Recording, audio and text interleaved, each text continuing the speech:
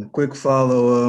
Obviously, with this one out of the way, the back-to-back is coming with Jazz and Clippers. Just looking at the standings, looking where you guys are with that, looking at the implications of those two games. Just maybe speak to those challenges and how much, being in that situation, having an opportunity to play for something pretty important at this point in the season right now.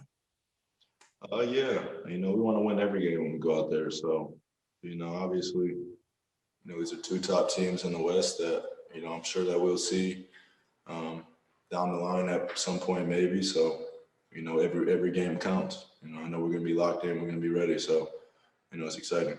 What can be, obviously, you want to win, but what can be gained the most about having that kind of situation?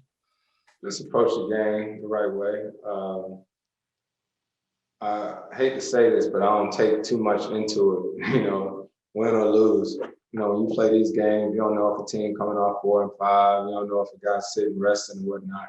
I think everybody has the same mindset, though. It's the next game on our schedule. We're gonna go out, compete, play our way to win the game. That's all that matters is win that game on Wednesday and nothing else. This is a big one seed versus 2 seed. It's hard not to, we try not to look at those things, but it's hard not to. You understand the magnitude of the game that's coming up. And that's really where it's at for us. I think you kind of flush this one and move on. I don't think, like I said, it's nothing to overreact to. Get our reps up, get our shots up, we'll be fine. There's things we're gonna be able to correct. We'll go out there and fix them and get ready for a tough back-to-back coming up against Phoenix, and then you got Portland coming in back home as well. Book is Book. He's a all-star for a reason. He's been doing this his whole career. You add Mikal Bridges, who is coming in, locking in as a defender. DeAndre Ayton can do his thing down low. Then you got Jay Crowder, who's a physical presence. Obviously we know Jay.